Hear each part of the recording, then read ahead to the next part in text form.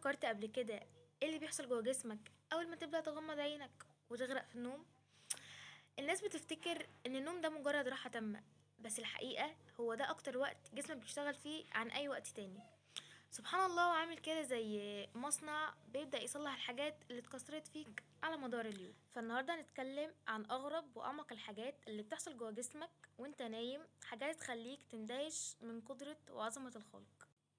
وقت النوم المخ بيبدأ يشغل حاجة اسمها الجهاز الجليمفاوي، وده زي نظام الصرف الصحي في الدماغ. بيطرد المخلفات والمواد السامة الناتجة عن التفكير والنشاط العصبي اللي حصل طول اليوم. أهمها مادة اسمها بيتا أميلويد اللي تراكمها مرتبط بأمراض زي الزهايمر. في ايه انتوا ايه واحنا مين واللي أغرب من كده إن الجهاز ده بيشتغل بس وقت النوم العميق. يعني لو بتسهر أو نومك متقطع، مخك مش هيقدر ينظف نفسه كويس. وعلميا الخلايا العصبية بتتباعد شوية أثناء النوم علشان تسمح للسائل الدماغي النخاعي إنه يتحرك بينها ويشيل السموم. القلب وقت النوم هو مش بيقف، بس هو بيغير نظام شغله. يعني في المرحلة الأولى من النوم بينزل معدل ضربات القلب 10 ل20% عن المعدل الطبيعي، وده بيحمي الشرايين من الإجهاد. لكن في مرحلة ال REM sleep، مرحلة الأحلام، القلب بيرجع يشتغل بسرعة كأنك بتجري، وده لأن المخ بيعيش مشاهد وأفكار بتنشط الجهاز العصبي. العلماء بيقولوا إن النوم ده عامل زي إعادة التشغيل للجهاز القلبي العصبي. النبي صلى الله عليه وسلم قال: إن لربك عليك حق، ولنفسك عليك حق، ولأهلك عليك حق، فاعطي كل ذي حق حقه. ومن أعظم حقوق النفس الراحة اللي تحفظ توازنها الجسدي والروحي. دلوقتي يجي دور الهرمونات المسؤولة عن النمو وتجديد الأنسجة اللي بتفرز أثناء النوم العميق، زي هرمون الGH، ده اللي بيخلي الأطفال يكبروا أثناء الليل، وبيساعد الكبار على تجديد خلايا العظام والعضلات والجلد. حتى الجروح بتلتئم أسرع عند الناس اللي بيناموا كويس، وده لأن هرمون النمو بيحفز عملية بناء البروتين في الخلايا. ومن آياته منامكم بالليل والنهار وابتغاءكم من فضله إن في ذلك لآيات لقوم يسمعون. وده يعرفنا إن النوم مش آية في الراحة بس، ده كمان آية في البناء والإحياء من جديد. ودلوقتي نيجي لمرحلة اللي بتحلم فيها، مرحلة الرابيد اي موفمنت، اختصارها REM sleep، يعني حركة العين السريعة. العلماء فعلا شافوا العين بتتحرك بسرعة تحت الجفون كأنك بتتفرج على الفيلم اللي بتحلمه.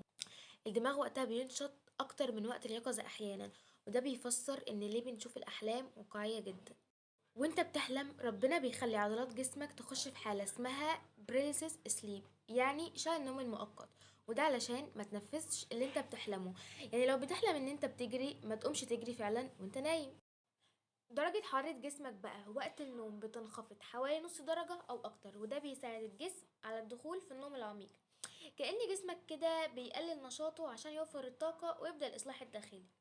حتى بشرتك بتستفيد لأن تقليل درجة الحرارة بيساعد تدفق الدم للأنسجة.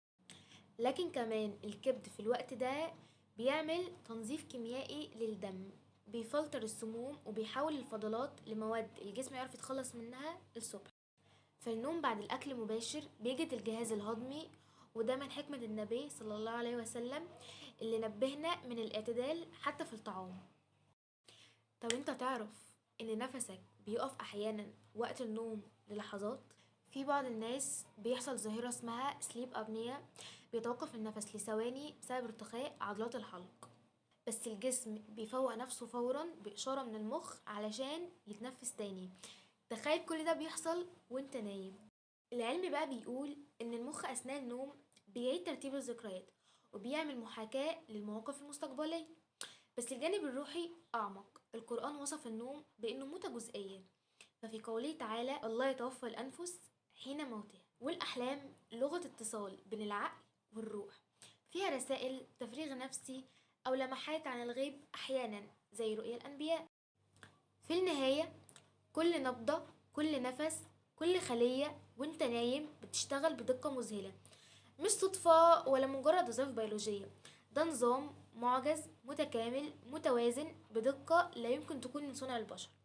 فكل مرة بتنام فيها جسمك بيجدد نفسه وعقلك بيغسل نفسه وروحك بتتصل بخالقها، واختامها دائما: تبارك الله أحسن الخالقين. ما تنسوش اللايك والسبسكرايب للقناة، وتقولوا الحلقة عجبتكم ولا لأ، وعايزين ايه في الحلقات الجاية، وايه الحاجات اللي كانت غريبة وجديدة عرفتوها في الحلقة دي.